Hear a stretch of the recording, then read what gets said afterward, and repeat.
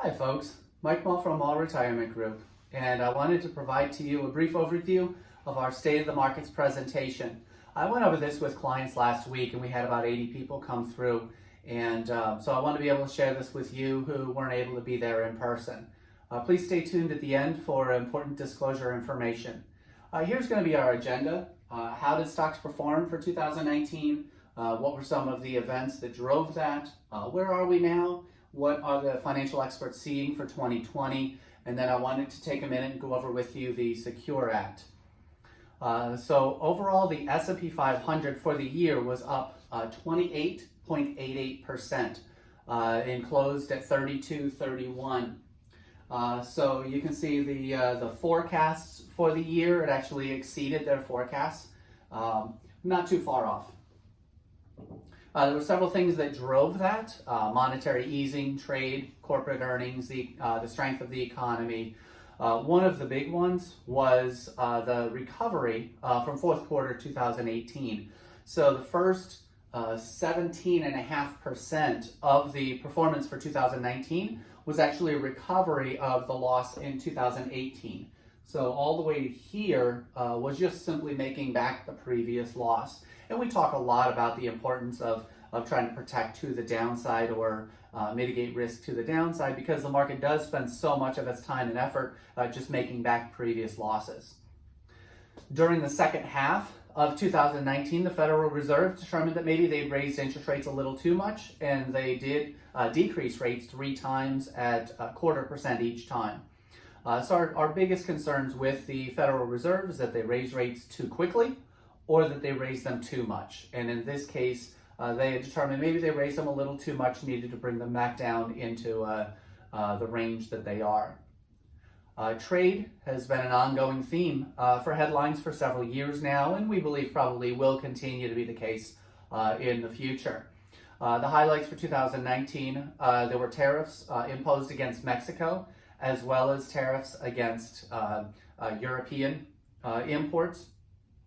On a more positive note, we saw a phase 1 agreement go into place with China. That's considered to be a step 1 toward a more permanent agreement. So our hope would be that we would see some level of resolution with that going forward. Trade tensions contribute to GDP, but in many different ways. The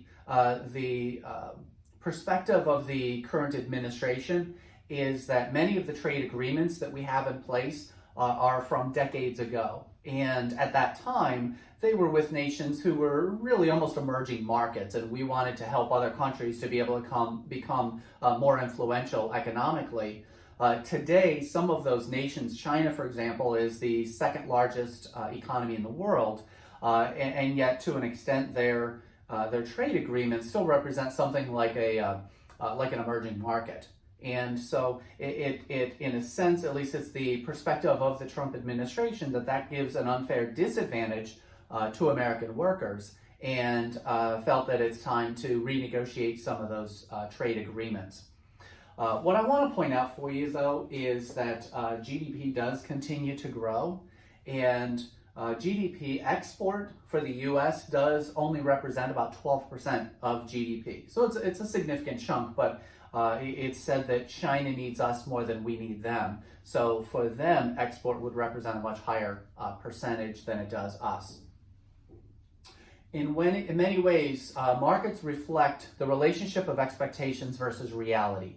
So have you ever seen bad news come out, but it was expected to be even worse? So even though it was bad news, the market behaved positively?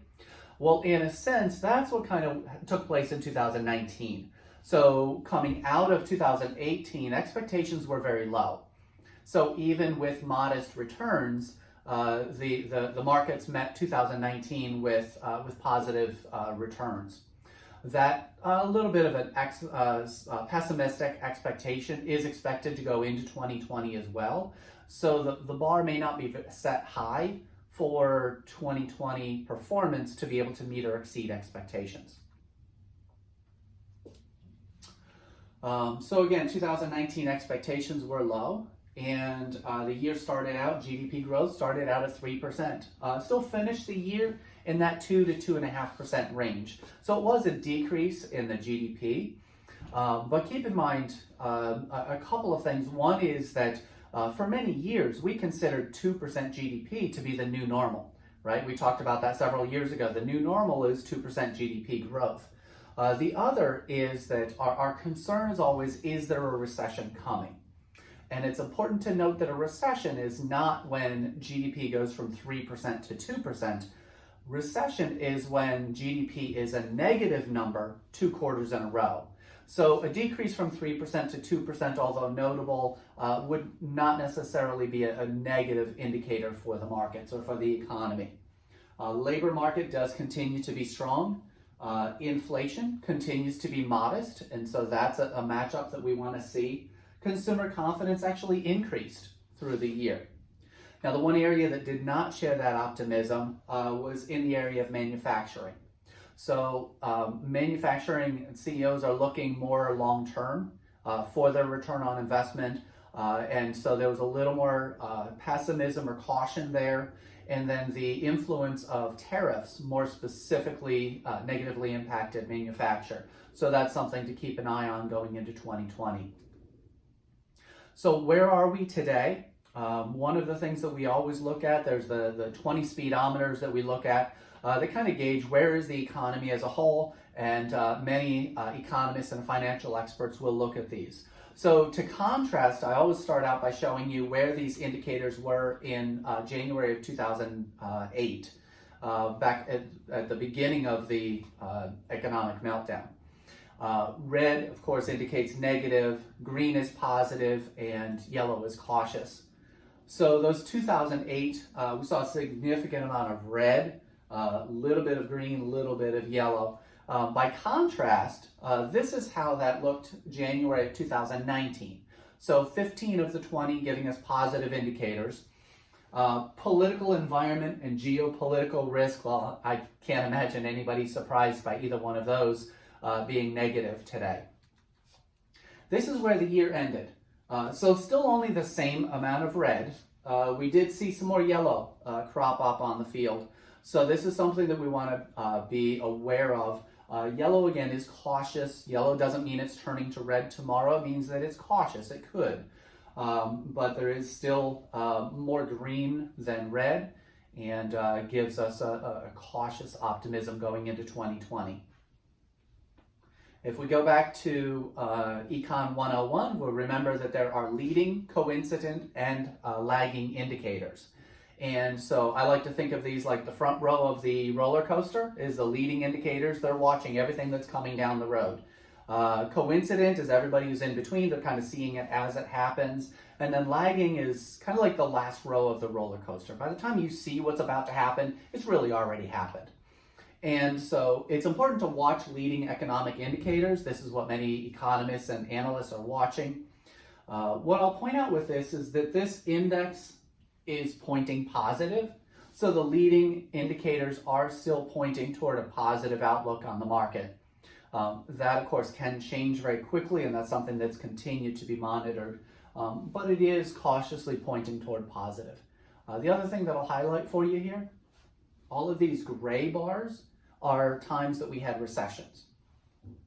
And what I want you to see is there's never been a time that the leading indicators have been pointing positive, and yet we went into a recession. So, the financial world is incredibly complex. Something could be different next time around. So we're always cautious of that. And this can change quickly. But at this point, it is pointing toward a continued growth, maybe muted growth, but continued growth going forward. So we do see headwinds as we head into 2020. I think there are several issues we need to be concerned about. There are also tailwinds. And generally, we want to see both a positive and a negative. That's kind of what makes the world go round. What is the valuation of the S&P 500? If you're ever hearing someone talk about is the market overvalued, undervalued, overpriced, underpriced, what they're talking about really is forward price to earnings ratios. So the idea behind that is if I buy a stock for the purpose of collecting dividends, based on what they're paying in dividend now and the rate of growth of that dividend, how many years would it take me to get back my initial investment? So I bought $100 stock. How long would it take me to get back $100? Historically, that average has been 16.22 years. Today, that's at 16.82. So that would be very close to the average. Just to be able to show you the extremes, during the tech bubble, it was well in excess of 25. And during the Great Recession, reached as low as below 10 for a short period of time. So we are in a very healthy position there in terms of the market not being overpriced or underpriced. So let's take a look at what economists are seeing for 2020 and going forward. We always want to keep tabs on inflation because that can drive interest rates, that can drive markets, it can drive cost of living, wage growth. Right now, inflation is, using the CPI, inflation is right around 2%. So this is kind of like Goldilocks porridge. We don't want to be too hot, we don't want to be too cold, we want to be just right. Well, the Federal Reserve has indicated that 2% is what they consider to be just right for the consumer price index for inflation. So at this point, really for the first time in many years, the Federal Reserve is going into 2020 without forecasting any changes in the interest rates. So we're not expecting that. Obviously it can change. They're going to continue to monitor that, but they're not going in with the posture of expecting to either raise or lower interest rates for the first time in many years. GDP is expected to continue to grow, although maybe not at the same rates that we've seen in the past, but continue to grow. Unemployment continues to be low. In fact, let's take a little bit closer look at unemployment. We're seeing historically low rates, 50-year lows in unemployment rates. And when we look at minorities, various age groups, we're seeing all-time lows in several different categories among unemployment. So a very strong, a very broad strength of economy. What we're also seeing is wage growth. So workers continue to make more, even adjusted for inflation, than they were the year before. So these are positive indicators for the economy as a whole. For the first time in the history of the world, more than 50% of the world's population today is living at a middle class level or above. So this is a very strong, very broad growth of the economy. So what are the experts forecasting for growth of the S&P 500 for 2020? Well, really not very much. So the most optimistic really are pointing toward a very small growth for the year. The most pessimistic are really pointing toward a very small reduction in the S&P 500. So no one's pointing toward a raging bull market this year. No one's pointing toward a coming recession or a bubble bursting or whatever other terms they might use. So those would be the forecasts at this point, kind of a slow and steady. Of course, no one really knows where the markets are going to end up, but this is what they're seeing at this point or not seeing at this point.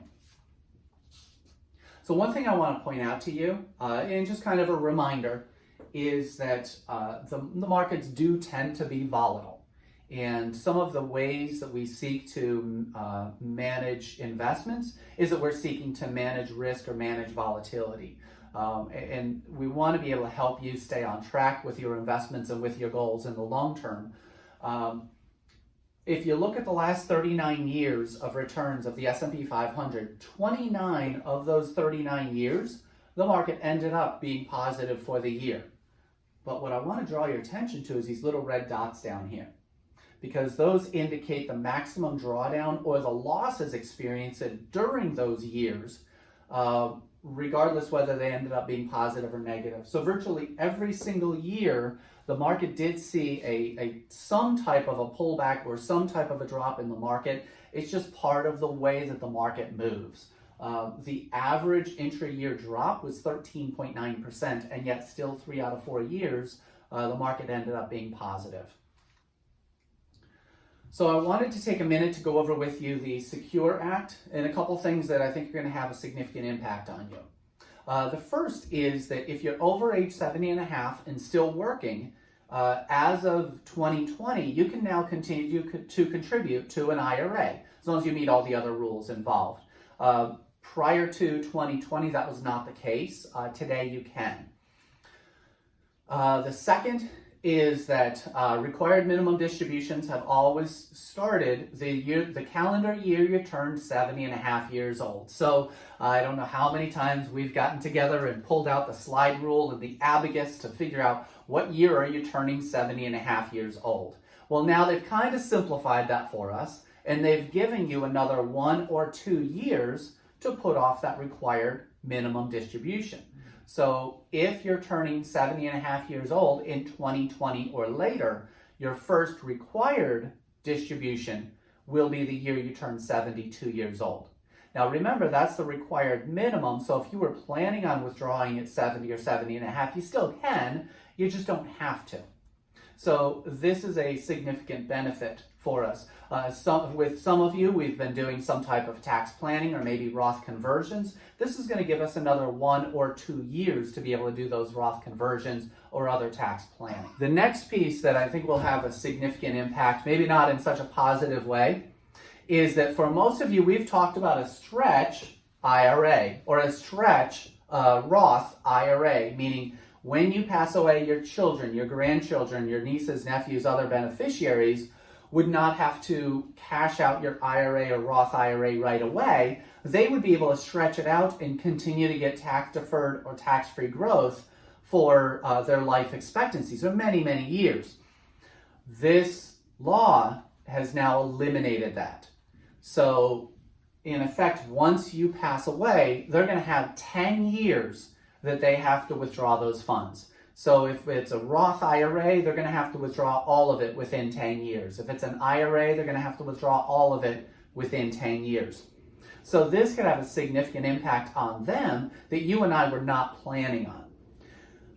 Financial decisions are never made in isolation. They're always made in relation to the alternatives. So many of you, we've had conversations in the past about, should I do a Roth conversion? Should I do this? Should I do that? And based on the laws at that time, we made a decision to use a stretch IRA or a stretch Roth IRA.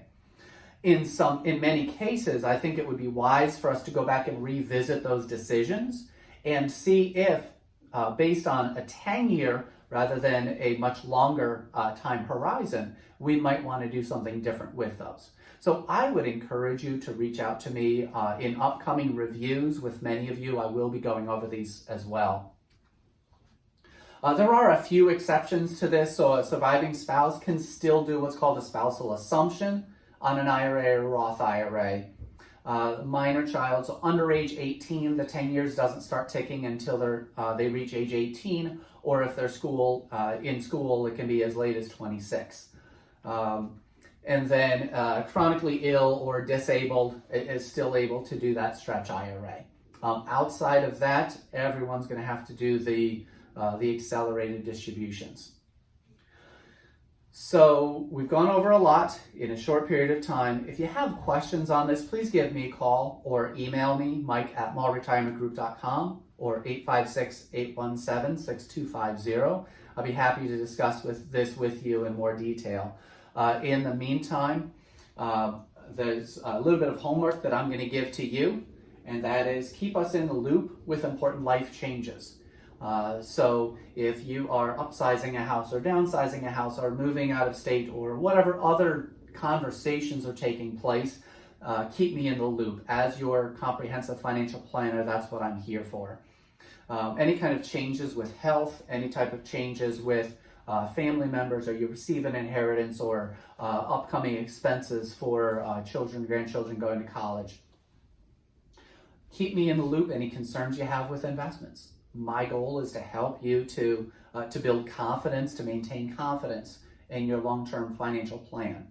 So I want investments as well as our managing style to contribute to that.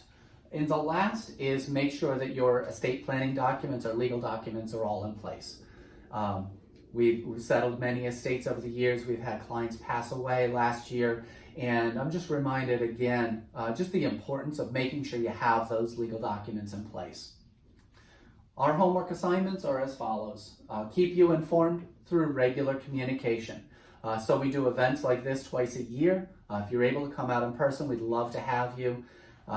We send out a weekly email. I would encourage you, read those emails, at least the first 3 paragraphs, and get a good idea, just big picture, what's going on in the financial world.